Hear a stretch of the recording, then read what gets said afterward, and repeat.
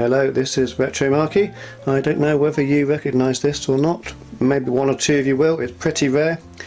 It's actually one of these, which is a Commodore MAX. Pretty rare indeed, mostly because it was a bit of a flop.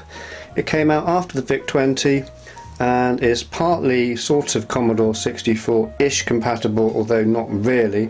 What I mean by that is the cartridge port is compatible, which actually means cartridges from the Mac system will work on the Commodore 64 and not vice versa. This thing's only got 2K of RAM. It's pretty limited actually. It does have a SID chip from the 64 and a couple of CIAs from the 64, and other than that it's not really exactly compatible. Rare as hen's teeth, and a nice one to have in your collection if you can find one. So what I'm going to do is show you a couple of things, because I want to put this back together, because I had problems with it and I've managed to repair it, which was scary when you realise how much this thing's worth, which is quite a few pounds. So I have done a very simple composite mod here. This is the revision 2 board. It's slightly more fiddly to do the mod, but it's not that difficult. And now I've done that, I've got the machine working. The problem with it was black screening, which was pretty stressful, to be honest. And this machine's been sitting on my shelf for quite a long time, not working. But it turned out I was still on a bit of a high really, although I did get some help. I did diagnose correctly that the RAM chip was the problem. I did manage to get a RAM chip from Time Mouth Software, so thanks to Dave Curran so much for providing me with a replacement, and also verifying yes, he also thought it was either that or this chip over where is it, over here. If it had been that chip, it would have been big problems, because you can't just get these chips anymore.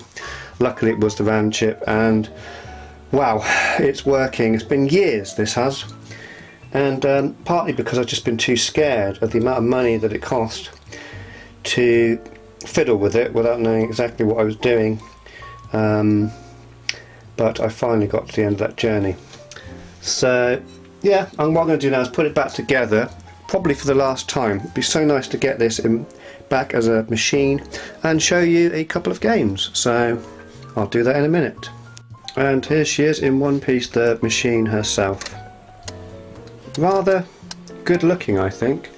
This is a Commodore machine, the only one with one of these keyboards which is almost a bit like a ZX81, although a little bit more, it's like a bubbly responsive feeling, but you wouldn't want to type on this. But looks fantastic, looks fits in very well with my Sanyo PC 8088 that I picked up recently. It's a couple of tiny little dings and scrapes. It is an old machine, probably not particularly well looked after, because not a very likeable machine. Now what I've done is composite modded to the audio socket. That also involved, in my case of my machine being the second revision, I had to also remove a capacitor in there, which is I think connected to the SID chip input, and of course that's not used. Why would you input anything to the SID chip? Well, you wouldn't. So, but it is part of the mod. If you're going to do any modding with these, or even buy one, think very carefully. You also need NTSC, not PAL. There were no PAL machines. In fact, the only machines there were in Japan. I think it was 10,000. I don't remember. It's a very low number. They were complete flop, basically. Oh, just round the back here. Standard cassette port for 64 and VIC-20. The RF, which is now not being used because I'm using the composite out of the audio, and the audio does come out as well. Power and on-off switch, and then on this side a port there, and on this side another joystick port there. That's quite nice. I quite like the layout of that. Now, although I've got this working and tested with a cartridge, I haven't done much else. I don't know if both joystick ports work, or any of them. I don't know if the other cartridges I have work. I certainly won't be loading from tape. The other thing is there's no basic on this. You actually need a cartridge for basic as well. So it's a funny machine like that. So anyway, I'm going to actually get her working and show you in a second when I've done that. So before we go to the games, here's the 3 cartridges I have: Avenger, Road Race and Jupiter Lander. So I have no basic cartridge. I am looking into some other solutions for perhaps making my own cartridges. Also, if you're really interested, you could get one of these, which is a Commodore MAX. Every single MAX cartridge, I think. There's only about 20, maybe less than that. And this is for the 64, Commodore 64, because as I said, they're pretty much compatible upwards for the MAX and the 64. Not so much the other way, in fact not at all the other way. So I'll let's pop on some games. Hurrah! So here is the machine itself, all nice and working. I've just got a bit of a story I want to tell before we try out a couple of games. So what happened was I bought this machine a good 2 years ago, maybe longer, when I had a little bit of money to invest, and I started building my retro collection.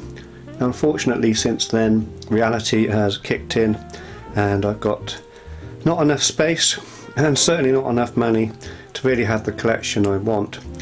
Because collecting computers is not just having a couple of computers or a bunch of computers, but there's all the cables and power packs, adapters, games, joysticks, disk drives. There's so many things involved, and unless you've got a big house or I don't know, a basement or something, which I haven't, then it starts to become quite difficult to even find space to store things, and then you end up thinking, well, what's the point? It's in storage, so you can't enjoy it. But anyway, with this machine, I got it and I left it for quite a long time, and one day I had the guts to actually think, well, I'm going to actually have a go on it. I managed to find a cartridge, and I had a black screen, and I'm not going to tell you how much I paid for this machine, but having a black screen was not very nice at all. So I did do some research a few months later and found out there was a composite mod, because this is a Japanese machine, let's not forget, so it won't work on PAL TVs. So I did the composite mod. I still got a black screen. I then completely undid and redid the composite mod and researched again just to make sure I was doing it exactly right, and I still got the black screen, and at this point I put the machine away. Now for some reason a few months ago I decided to have another look at it, having picked up a lot more experience and wisdom along the way, and for that I really want to thank Swindon Makerspace, which I've been going to for almost 2 years now. And although nothing's been talked to me directly about how to fix a Commodore MAX, I've picked up a lot of useful tips along the way, and a lot of confidence as well. And also from watching a lot of videos like Gadget UK and numerous others. There's so many, Juicebook Kaloom, especially for his Spectrum videos. I'm not going to do one of those kind of like emotional shout out videos, but I just want to say that having gone through a journey of a few years, my confidence has grown and my abilities and skills have grown a lot. So I had a look at this machine again recently, and one thing happened that helped me to get to this point. That was that I managed to get a proper composite monitor, which is the one that you're looking at, and I realised that although it's black screening, there's definitely some activity happening, and for some strange reason I started thinking about RAM chips. So I actually removed the RAM in this and inserted a cartridge, because basically this thing is almost more like a games console. There's only a couple of K of RAM in there, and I figured, well, why not? And I knew the cartridges were working, so that's what I did. I popped in a cartridge and I did get some garbage on the screen, and I thought, okay, well, this machine's definitely not completely dead. So I contacted Dave at Time Mouth Software, who I've bought a few things from and got some tips from, and I said to him, look, I've got a Max, the RAM chip is very hot, I'm pretty sure it's that's causing the problem with the black screen, what do you think? Anyway, he kindly said if I sent him the RAM chip he would have a look and also suggest a replacement, which is what he did and what I've got now. So having popped the RAM chip in, it did solve the problem, and I was extremely happy. But I started doing some testing of these games just before making this video that you're now watching, and one of the games was working but super fast, and Jupiter Lander, which you're watching now, and Avenger didn't seem to be working properly. I thought, oh, maybe it's the wrong joystick port or something wrong with my joystick, or I don't know, I've never used a Commodore MAX before. I doubt many people have. And so after doing some testing to try and make the video that you're not able to see because I didn't make it, well, I'm making this one now though instead, which is actually better. But I started thinking, hold on a second, this has got the same 6526 CIA as in the Commodore 64, and I know from the Commodore 64 repairs that the CIA, one of them in 64, controls the joystick port. In fact, I think both of them control a different joystick port each, and so I found a working 6526, and voila, here we are now, and my machine is working absolutely perfectly, and that's just my little story.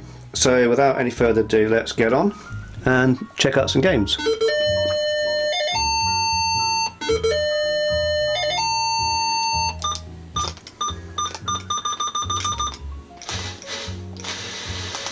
Whoa!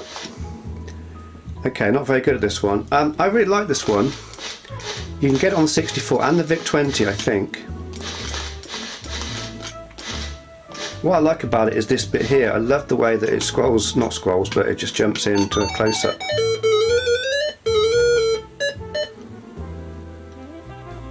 So although it's a really simple, primitive old game, definitely has a charm, and it's quite addictive actually. There's something about this perspective change, I don't know why, it just works for me. Makes me feel good and bubbly and fizzy. So that's one of the 3 games I have. Let's pop in another one. So yeah, if you're going to buy one of these machines, you're going to want to be able to do some soldering and desoldering to remove a capacitor and do a composite mod, especially if you're in the UK. And don't even think about UK, unless you've got a modern TV that maybe can do NTSC, then yeah. This one's called Road Race, and isn't working, hurrah! So old machine, might need a little bit of a prompt. There we go. F1 on button. Okay. Yeah, so this is one of those really early racing games. It's not bad, it's alright. Don't think there's any other cars. Yeah. It's almost like there was an arcade game, very primitive arcade game, like this. And to be honest, 3D graphics were a little bit, wow, not really there yet in 1982. But still, it's good enough effort. You do feel like you're driving along a road pretty fast.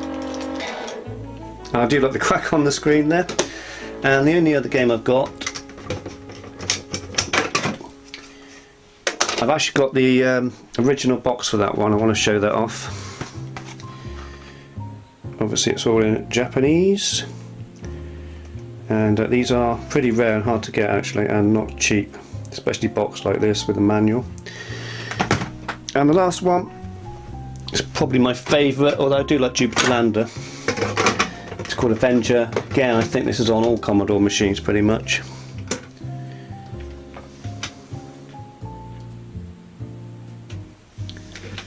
Just give that a bit of a wiggle. This is what happens when you make videos every time. Get in. There we go. So you can see actually NTSC here. And this is just a Space Invaders clone. A pretty good one. It reminds me and looks a lot like Space Raiders on the Spectrum. Really similar. Better sound though. So yeah, the Max has a SID chip, genuine 6581, one CIA, unlike the 2 in the Commodore 64. That's loud. It also has, it does have a VIC chip, but apparently it's slightly modified. 320 by 200 resolution, I think. 2 joystick ports. I think what lets it down is definitely the RAM. I can't remember if it's 2K or 4K, but either way that's not enough. Not for, even for back then, that's lacking.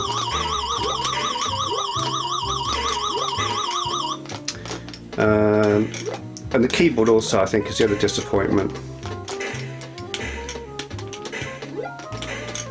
But other than that, I will say to conclude, it's a gorgeous looking machine, really fantastic. Shh. Be quiet. It would be one I'd love to keep in my collection. I'm still toying with it. I may or may not keep it. I'd love to keep it. It's just whether I'm really going to use it or not, I can justify it. It is worth quite a bit of money. If I do keep it though, or might keep it for a while and think about getting some cartridges or making my own cartridges, so I could maybe have the whole collection. But anyway, I think that's probably enough on the Max for this video. I may or may not do another one. Feel free to ask questions. And it's been a hell of a journey. Literally a day or two ago I thought, oh my god, I've just lost so much money and been stupid buying this machine. But it just needed some repairs, a couple of new chips, a bit of TLC as well, and some modding, and absolutely love it. Goes well with my new Sanyo. Thanks for watching. Retro Marky out.